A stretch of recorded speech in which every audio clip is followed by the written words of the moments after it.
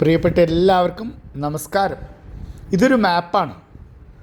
ആ മാപ്പ് ശരിക്കും cent Thomas കോട്ട എന്നറിയപ്പെടുന്ന, അല്ലെങ്കിൽ തങ്കശ്ശേരി കോട്ട എന്ന് അന്നത്തെ കാലത്ത് അറിയപ്പെട്ടിരുന്ന 1503 പോർച്ചുഗീസുകാർ കൊല്ലം റാണിയായിട്ട് കച്ചവടം നടത്താനായിട്ടാണ് കൊല്ലത്തെത്തുന്നത്. 1552 പോർച്ചുഗീസുകാർ ഈ പറയുന്ന കോട്ട പണിയുന്നത്. അതിനുശേഷം ഏകദേശം 1669 ഡച്ചുകാർ ഇവിടെ വരികയും തങ്കശ്ശേരി കോട്ട പിടിച്ചെടുക്കുകയും അതിനുശേഷം 1741 മാർത്താണ്ഡവർമ്മ കുളച്ചിൽ യുദ്ധത്തിൽ മാർത്താണ്ഡവർമ്മ പരാജയപ്പെടുത്തി. അതിനുശേഷം പിന്നെ ഇത് ഈസ്റ്റ് ഇന്ത്യ കമ്പനിയുടെ കയ്യിലായിരുന്നു.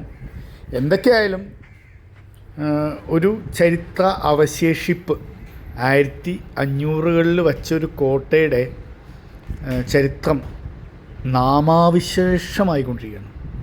ഒന്നുമില്ല ഇനി.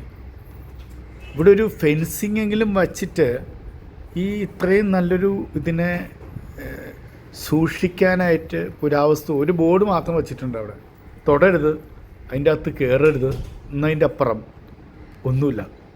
കടലിനോട് ചേർന്ന് കിടക്കുന്ന ഈ കോട്ട മനോഹരമായിരുന്നിരിക്കണം. ഇന്ന് തീർന്നു.